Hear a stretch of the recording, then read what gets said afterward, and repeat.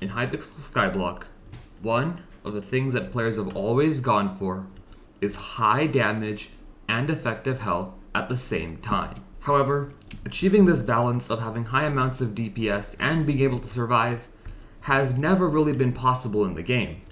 If you're a left click mage or an archer, you almost indefinitely need a tank near you in master mode to survive.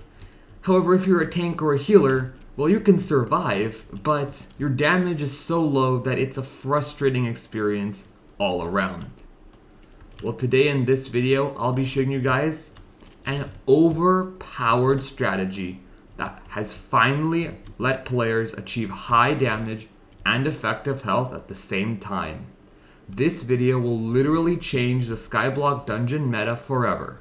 So make sure to watch the whole thing, and let's get started.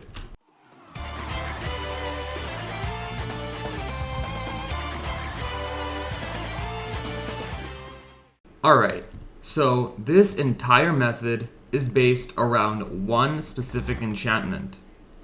And that enchantment is called Rend. Now Rend is kind of a forgotten enchantment.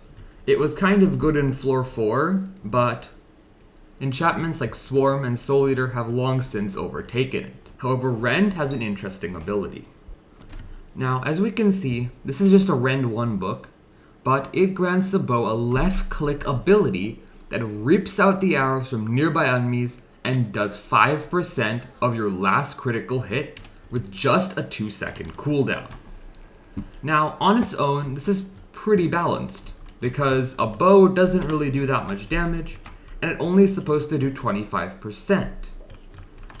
However, today I'm going to be showing you guys how this ability becomes completely broken in dungeons, and even further, how this can finally let players accomplish that long sought after effective health and high damage combination. So let's get right into it. Alright everyone, so now I am in a master mode floor 1 dungeon. And I'm going to first use my left click mage setup. So I have a basically maxed out left click mage setup, and I use a giant sword and an edible mace to swap with it. So now let's go right into the dungeon as a mage. So the first thing I'm going to do this method is to get a critical hit, which is really easy. It's one of the easiest things to do. So let's just get a critical hit. And that was 135 mil. That is more than enough for this method. So now I have 135 mil crit. Now I'm going to swap to Goldor armor. This is the tankiest armor set that I own. And I'm going to put on my whale pet. And then I'm going to hop right into it and watch this. And as you can see, I just did 7 million damage to that zombie with a Venom's touch. Maybe that was a bug. Let's try on a normal mob. And as you can see, I just did 211 million damage. How did that happen? Let's do it again. And as you can see, yet again, that was 264 million damage. It is doing a ridiculous amount of damage to all these mobs. Look at this. And now let's try it against a mini boss. So let's just head over to the mini boss. There's an angry archaeologist. And we're just gonna one tap it. We just one tapped it easily, just like that. And at the same time, we're wandering around in Goldor armor and using a Venom's touch. Look at this, and you can kill multiple enemies with this as well, if you time it right. It's overpowered. As you can see, I'm doing more damage than I did as a left click mage.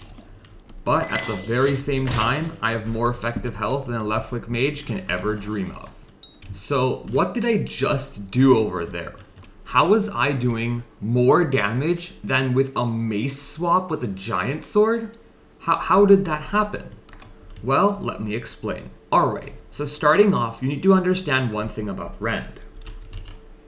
Now the Rend enchantment is supposed to draw back arrows and then add 25% of your last critical hit for each arrow drawn back.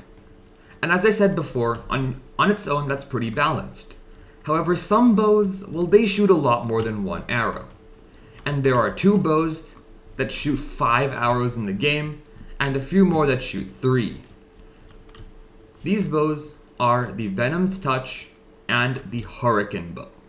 Now, when you use these weapons, instead of the damage being multiplied as 25% of the highest crit, it becomes 125%, because all 5 arrows are hitting the mob.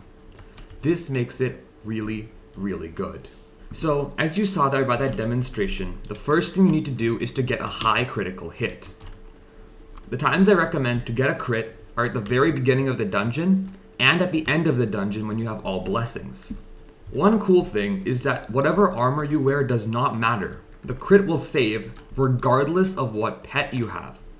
The one important thing, however, is that you cannot get another critical hit after you get that initial high crit.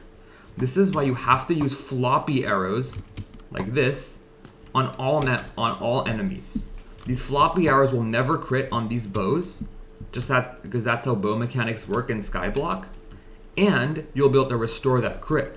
However, if you were to pull it all the way back, then you would ruin the whole method, because you'd get a new critical hit that was far lower than your old one, and the Rend won't nearly be as good. So that was the video, everyone. I hope you learned how completely overpowered this method is. Now, I won't make this very long or clickbait anybody. However, I would recommend you subscribe, because this did take a long time to make, and I hope the Skyblock community will be able to use this method to try to counteract all the lifesteal nerfs and various nerfs. This method works for any class that can do a high crit, but you don't even need a high crit to do this. You can do this method with any crit, however it won't nearly be as effective.